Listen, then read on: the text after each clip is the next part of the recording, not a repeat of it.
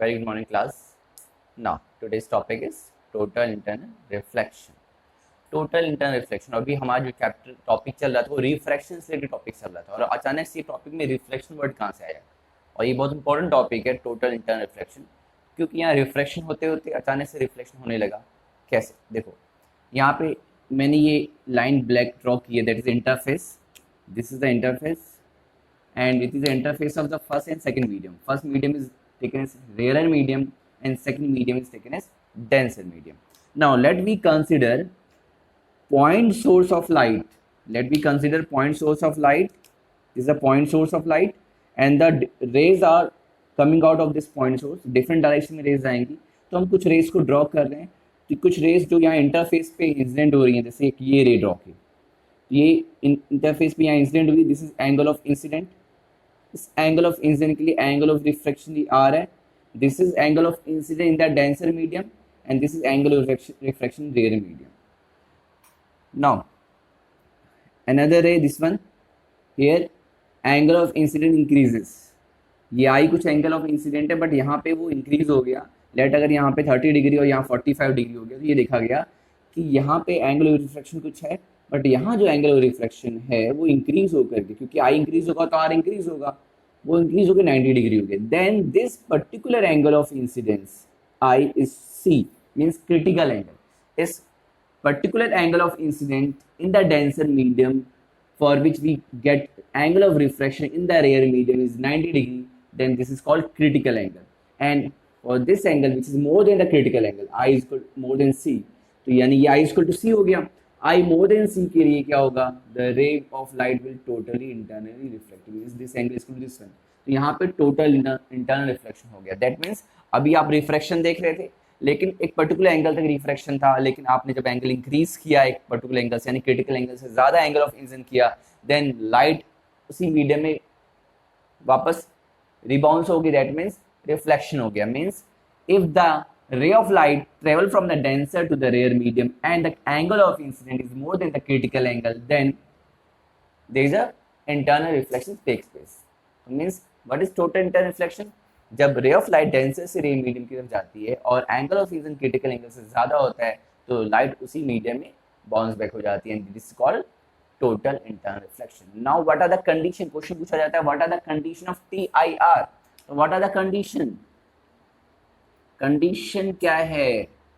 First condition, light should be travel from denser to rare medium, light travel from denser to rare medium. And second condition, what is second condition? The angle of incidence in the denser medium, angle of incidence must be greater than critical angle. Okay, so these are the condition for the TIR. clear? ये condition आपको याद रखना है, ये diagram clear है आपको? Now अब इसमें आता है what is critical angle and what is the expression of critical angle. किन फैक्टर्स पे डिपेंड करता है, कैसे फाइंड करेंगे आखिर किसी मीडियम का क्रिटिकल एंगल क्या है। तो आ जाते हैं नेक्स्ट टॉपिक, क्रिटिकल एंगल इसी का पार्ट है, इसी टॉपिक का पार्ट है। What is critical angle?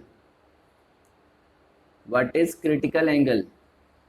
C से भी नोट करेंगे क्या है critical angle. It is the angle of incidence in the denser medium for which angle of reflection in the rare medium is 90 degree. Clear definition? And now according to Snell's law, क्योंकि अभी यहाँ तक तो refraction हो रहा है, according to Snell's law what is the formula? According to Snell's law, sine I upon sine R is equal to what? Light travel from 2 से 1, यानी डेंसर से rare, to μ1, and here for the critical angle for I is equal to C and what is R is 90 degree. This implies sin C upon sin 90 is equal to 2 μ1 and that 2 μ1 can be written as 1 upon 1 μ2 and what we get, sin 91 हो गया तो sin C is equal to 1 upon 1 μ2. okay, this is the formula. let अगर मैं कहूँ कि second water है, ये air है, तो एब्सोल्यूट रिफ्रैक्टिव इंडेक्स के टर्म में तो फॉर्मूला बनेगा sine C is equal to 1 upon mu and what is C? Sine inverse 1 upon mu. This is the critical angle of the medium and that depend on the refractive index of the medium. Okay जैसे water air के लिए ये mu आपको ध्यान रखना, ये जो mu है ये क्या है 1 म्यू 2, जबकि 1 आपका रेयर मीडियम है, 2 आपका डेंस मीडियम। तो ये पुट करते समय ध्यान रखना, अगर कंफ्यूजन है तो आप यहाँ से पुट करके आप सॉल्व कर सकते हो, ठीक है। तो ये फॉर्मूला, इसका मतलब जिस किसी मीडियम का म्यू ज्यादा है, यानी अगर डायमंड की बात करें, डायमंड का रिफ्रैक्टिव इंडेक्स ज्यादा होता है तो उस केस में क्रिटिकल एंगल कम होगा, यानी डायमंड से जब लाइट बाहर निकलने की कोशिश करेगी, यानी एयर में जाने की कोशिश करेगी, तो वहां क्रिटिकल एंगल उसमें क्या होता है, म्यू ज्यादा होने से क्रिटिकल एंगल डायमंड के लिए कम होता है, वो आप फाइंड कर सकते हैं। तो एक न्यूमेरिकल बता देता हूँ इस कंसेप्ट पे आपको मैं, कि लेट किसी मीडियम का रिफ्रैक्टिव इंडेक्स √2 है, इसके रिस्पेक्ट में लेट किसी मीडियम का रिफ्रैक्टिव इंडेक्स एयर के रिस्पेक्ट में √2 है, then what is the critical angle. तो what is the formula of critical angle, sin c is equal to 1 upon mu, and sin c is equal to 1 upon mu, and 1 what is mu, √2, okay, what is sin c 1 by √2 कब होता है, that is c 45 degree, and for this medium angle critical angle is 45 degree। तो आपको अगर ये given है तो आप क्रिटिकल एंगल फाइंड कर सकते हैं, या आपको क्रिटिकल एंगल गिवन है, अगर आपको क्रिटिकल एंगल गिवन है तो you can find the speed of light in that medium, like if critical angle is given, okay, mu is equal to आपको given है कुछ 2 by √3, लेट ये वैल्यू गिवन है, तो sin c क्या आएगा, sin c 1/2 by √3, तो ये आपका √3 by 2, तो c क्या आएगा, या 60 डिग्री आएगा, या आपको c 60 डिग्री दिया हो तो आपका म्यू ये आ जाएगा और म्यू ये आ जाएगा, उल्टा कर दिया जाए कि अगर c 60 डिग्री दिया है तो आपका म्यू आ जाएगा, म्यू से आपका आ जाएगा c/v, ठीक है।